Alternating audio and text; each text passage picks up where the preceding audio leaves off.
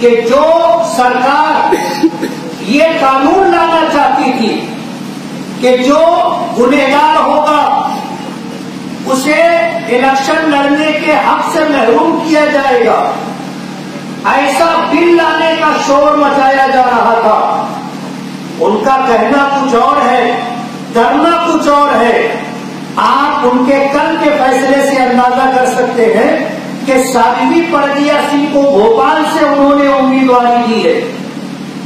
جمعیت علماء کو اللہ سلامت رکھے. پورے ہندوستان میں صرف مسلمانوں کا ہی نہیں، اقلیتوں کا، مظلوموں کا مقدمہ لڑنے والی واحد نمائندہ تنظیم ہے. ہماری جمعیت نے بی جے پی کے اس فیصلے کے خلاف کورٹ کے اندر اپیل کی کہ جس کو کینسر جیسی بیماری کے عنوان پر ضمانت دی گئی ہے اور کورٹ میں تاریخ پر آنے سے جسے آزادی دی گئی ہے کہ نہ بھی حاضر ہو تو چلے گا، آج وہ الیکشن لڑ رہی ہے اور پورے جوش و خروش کے ساتھ لڑ رہی ہے. جمعیت علماء نے ان ساری تصاویر کے ساتھ کورٹ کے اندر اپنی بات رکھی ہے کہ اگر بیماری ہے اور کینسر جیسی بیماری ہے اور تاریخ پر حاضری سے اس کو مستثنی رکھا گیا ہے تو بیماری ختم ہو چکی ہے، ضمانت کی بنیاد ختم ہو چکی ہے. اس کو واپس پھر جیلوں کی جیل کی سلاخوں کے پیچھے جانا چاہیے. یہ دیش کا قانون کہتا ہے.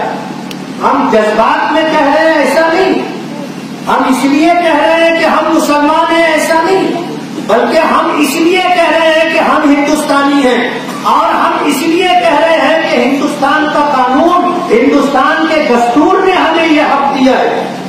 اور ظاہر بات ہے ہندوستان ایک سیکولرزم اور جمہوریت رکھنے والا ملک ہے. پوری دنیا میں ہمارے ملک کی ایک پہچان ہے، ایک شناخت ہے کہ پوری دنیا میں سب سے بڑی جمہوریت رکھنے والا اگر کوئی دیش ہے، کوئی ملک ہے تو وہ ہندوستان ہے.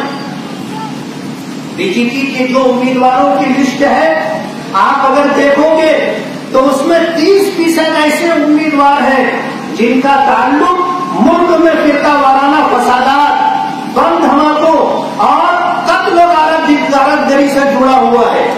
سنگین جرائم سے ان کے دامن داغدار ہیں.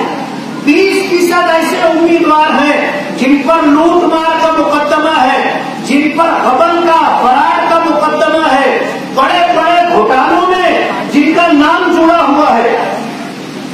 آپ اندازہ کرو دیش کو کس طرف لے جایا جا رہا ہے. ملکوں کو اور ملکوں کے واسیوں کو دھوکہ دیا جا رہا ہے.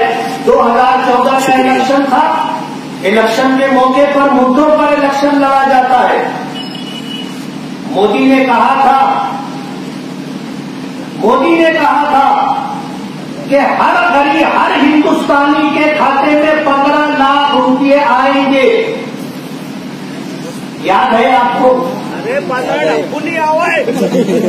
2 کروڑ لوگوں کو ہر سال نوکری دی جائے گی. ہندوستان کے بے روزگاروں نے، پڑھے لکھے بے روزگاروں نے سوچا کہ اگر 2 کروڑ لوگوں کو ہر سال نوکری ملے گی تو 5 سال میں ہمیں بھی نوکری مل جائے گی.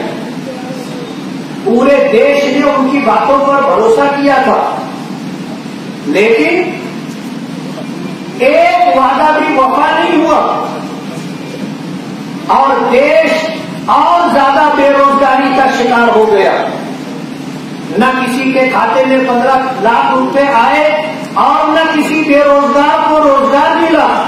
بلکہ حیرت کی بات یہ ہے کہ نوٹ بندی جیسا فیصلہ کر کے 50 لاکھ سے زیادہ روزگار سے لگے ہوئے لوگوں کو بے روزگار کر دیا گیا. ہم کوئی جذباتی سیاست نہیں کر رہے، ہم آنکھ بند کر کے فیصلہ کرنے والے لوگ نہیں ہیں.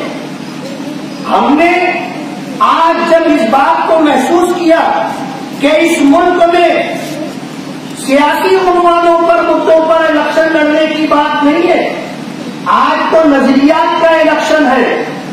دیش کے سنویدھان